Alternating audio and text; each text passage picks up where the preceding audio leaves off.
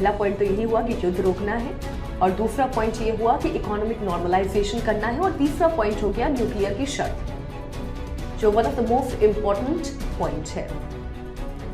Uranium enrichment को लेकर हक की बात हो रही है।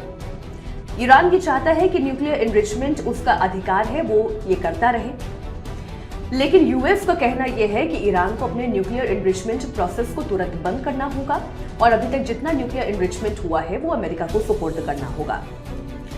और अमेरिका ये भी चाह रहा है कि IAEA की निगरानी में शांतिपूर्ण तरीके से अगर काम किया जा सके तो वो विकल्प भी तलाशा जाए, और लिमिट की बात बाद में हो, ये ईरान का कहना है। अब हॉर्मुज को लेकर जो नया मैकेनिज्म तैयार करने की कोशिश हो रही है वो एक सुरक्षा का मैकेनिज्म है जिसकी बात हो रही है। पिछले हफ्ते ही मस्कट में एक इंपॉर्टेंट मीटिंग हुई है, और इस मीटिंग में तय किया गया, ये कोशिश की जा रही है कि हॉर्मुज में सुरक्षा का वो नया मैकेनिज्म क्या हो जहां से फिर से आसानी से ट्रेड किया जा सके। तो ईरान ने हॉर्मुज कंट्रोल करने के लिए एक नई अथॉरिटी बनाई है, पर्शियन गल्फ स्ट्रेट अथॉरिटी। तो पर्शियन गल्फ स्ट्रेट अथॉरिटी का मतलब यह है कि ईरान की शर्तों पर यहां पर एक ऐसी नियमन की संस्था तैयार कर दी जाए जहां पर स्टेक पूरा ईरान के हाथ में हो।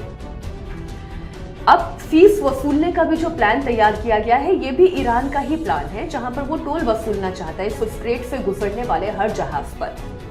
और प्रस्ताव ये है कि ईरान और ओमान हॉर्मुज से गुजरने वाली जगहों पर फीस लगाए, पैसा ईरान के रिकंस्ट्रक्शन पर लगाया जाए। अब अगर फीस वसूली जाएगी तो वो ओमान भी उसका एक शेयर लेगा और एक शेयर ईरान भी लेगा। ईरान ये कह रहा है कि जब तक यूएस ब्लॉकेड है तब तक हॉर्मुज नहीं खुलेगा और ना ही खोला जा सकता है। आप जानते हैं कि पूरे हॉर्मुज में इस वक्त अगर अंदर की तरफ आप कहें तो इनर ब्लॉकेज अगर ईरान का है तो आउटर ब्लॉकेज पूरा इस वक्त यूएस का है, और यही चीन के लिए, यही भारत के लिए और ये बाकी अन्य कंट्रीज के लिए भी सबसे बड़ी चिंता का विषय है, क्योंकि वो ये कह रहे हैं कि जब तक ये यूएस का ब्लॉकेज रहेगा तो ईरान अगर हॉर्मुज खोल भी दे अपने दोस्तों के लिए तो यूएस वहां से तेल के टैंकर्स को नहीं गुजरने देगा। और इसीलिए ही यूएस ने रशिया पर से 30 दिन का और प्रतिबंध हटाने की बात कही है, जिससे कि इंटरनेशनल मार्केट में तेल की कीमतों को कंट्रोल किया जा सके और एनर्जी क्राइसिस से कुछ हद तक निपटा जा सके।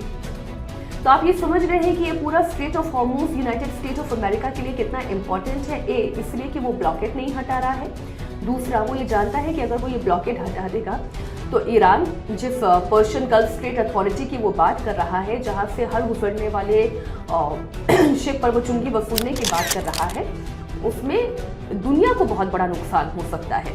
अब इसको लेकर जो अमेरिका का रुख है वो मैं आपको बता देती हूँ। तेल छूट को लेकर बातचीत के दौरान ईरानी तेल एक्सपोर्ट पर से पाबंदी हटाने के लिए यूएस राजी है। आप जानते हैं ईरान के ऊपर उनके न्यूक्लियर प्रोग्राम की वजह से ही पाबंदी लगाई गई थी, और वो भारत, चीन, अन्य देशों को जो तेल एक्सपोर्ट कर रहा था उसके ऊपर पाबंदी लगाई गई थी। तो यूएस ये कह रहा है कि अगर शर्तों पर बात बन जाती है तो ईरान के ऊपर से वो पाबंदी हटा देगा। दूसरी जो फ्रोजन फंड की बात हो रही है, अमेरिका ईरान के विदेश में फंसे हुए अरबों डॉलर में से 1/4 हिस्सा भी छोड़ने के लिए तैयार है, लेकिन ईरान ये कह रहा है कि 1/4 हिस्सा भी आप क्यों छोड़ेंगे, वो अधिकार पूरा ईरान का है।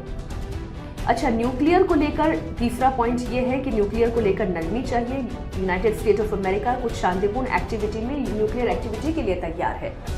मतलब पहला तो उसका इस्तेमाल केवल ऊर्जा के लिए हो, यानी कि कमर्शियल यूटिलाइजेशन के लिए हो, ना कि आपके हथियार तैयार करने के लिए, और वो भी IAEA यानी कि इंटरनेशनल एजेंसी ऑफ एनर्जी जिसे हम कहते हैं, वो एजेंसी जो केवल एनर्जी के यूटिलाइजेशन और उसके कंजम्पशन को लेकर एक निगरानी करती है, उसके निगरानी में IAEA की निगरानी में ईरान का जितना भी न्यूक्लियर प्रोग्राम काम कर रहा है उसकी वो निगरानी करेगा।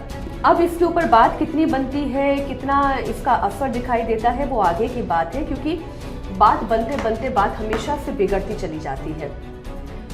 ये बात तय है कि ये युद्ध अमेरिका नहीं चाह रहा और ईरान भी नहीं चाह रहा, तो फिर व्यवस्था क्या बनती है, सारी बात इसी पर अटकी हुई है।